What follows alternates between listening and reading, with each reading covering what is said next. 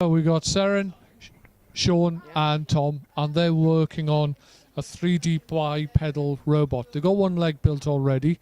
They're currently building the second one, and they're doing the program. So, Sean, tell me a little bit about it. Well, it's just made of 3D printed bits, and we are using an Arduino board for all the things. You can see there's a lot of wires.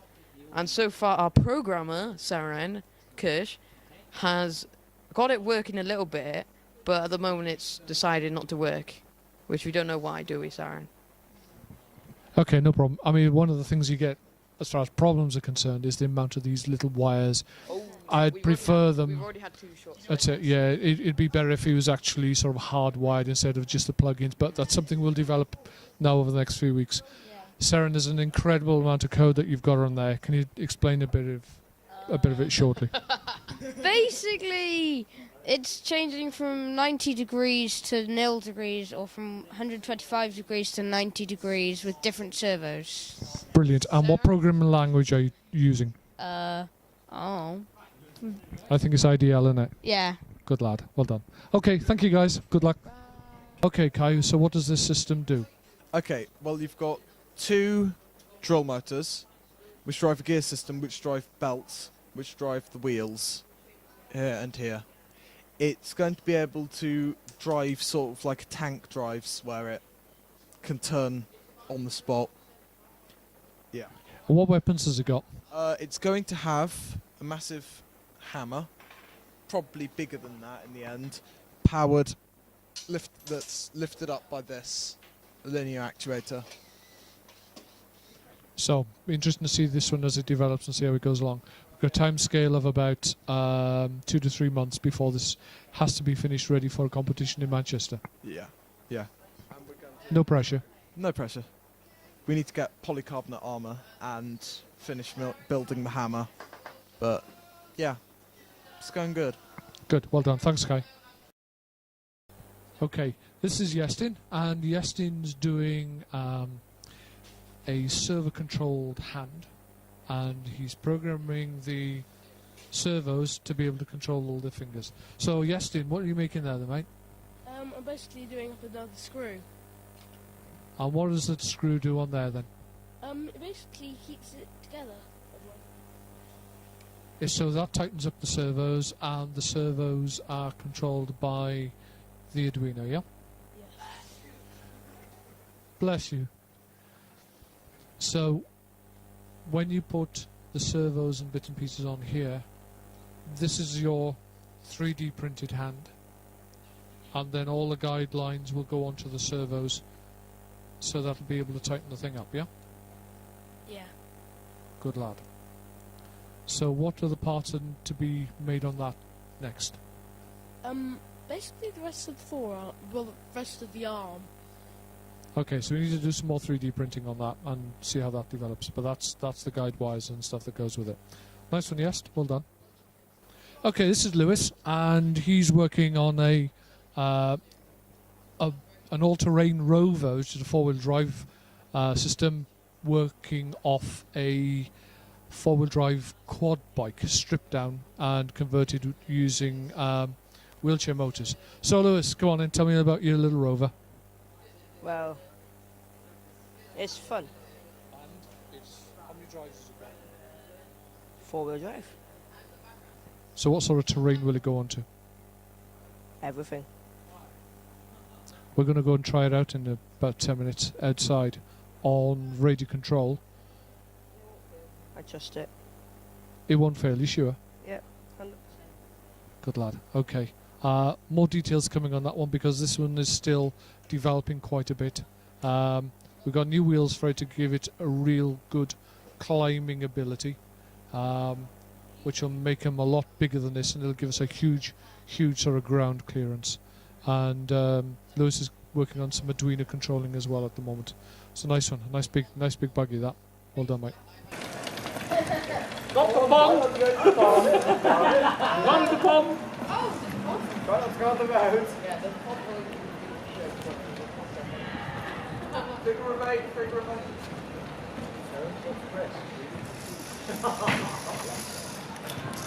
The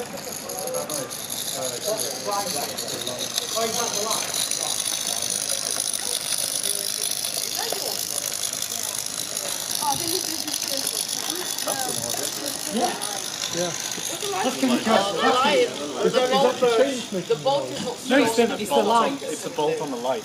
All If you look right. at it, it's flapping around in the wind. Vibrating off on this. Okay. So at some point in a minute, that'll all just come flying off again, like it did last time round.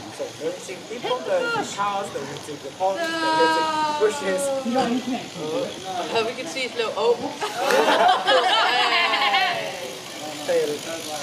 It looks like a derpy dinosaur or something. Yeah.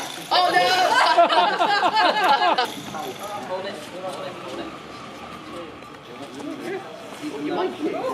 Okay, so we've got It crashed into a hedge. on that one now. Got it on camera too. This is Jommy, and he's doing a computerized window opener using a Raspberry Pi and in conjunction with Thomas. And you're building and developing the website side of things on it. Jommy, can you describe to me what you're doing so far? The website is basically it's uses podcast, so you input what you want there, and then it's imported to the Arduino, and then it's exported as an action. Brilliant. So you can literally talk via the website, which will be live, and that will be able to control your window opening and closing dependent on temperature and things like that. And it'll also have an app to be able to control off your mobile phone as well. Good. Can you think of any other improvements and bits and pieces you can do on that? Possibly to add different, more sections, so maybe for a sensor or to check how nice they are in the air. Okay, cool, good. Right, thank you, Jimmy.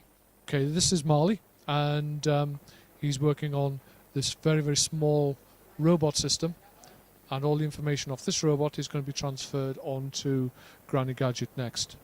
But Marley is working as sort of proof of concept at the moment. So Marley, can you tell me what you're doing? Okay, so I'm trying to get the waypoints working at the moment because we've got RC currently working, but I'm trying to get the waypoints to work properly. Okay, so we've got RC control systems on here, and we've also got GPS locations as well. So when the thing goes out, it'll go off RC and it'll go on to automated waypoints. You mean I can see that you got the physics department on the top of, cool, but we've got a live camera as well. and we got a live feed so we can actually see us interviewing you as well. So we've got a live cam on there. We've got way lines to follow, as well as radio control systems. Yeah, all of everything there. So do you think there's any other improvements you can do on it? Well, there is a bit of an issue with the steering at the moment, where it will steer left better than it will right. So to get it to go right, you've got to swing left then right, which you've kind of got to try and figure out how to fix.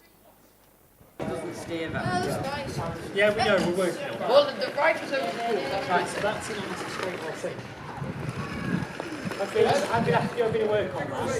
Right, guys, this one's got GPS as well as our... Right, leave it at that. This is the prototype that's going to go onto Granny Gadget. So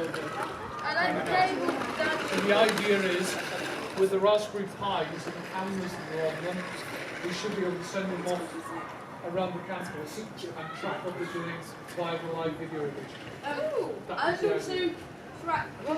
Actually, I don't listen. So what's Granny Gadget? Granny Gadget. Just get the camera up. I'll point the camera at the screen. Screen section. See that? This is Owen, and he's working on a tracked, two-track robot using an Arduino and a H-bridge configuration.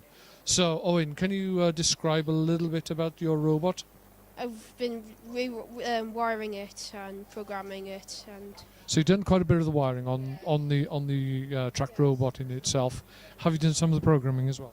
yes, Okay, and so what program have you used for doing this?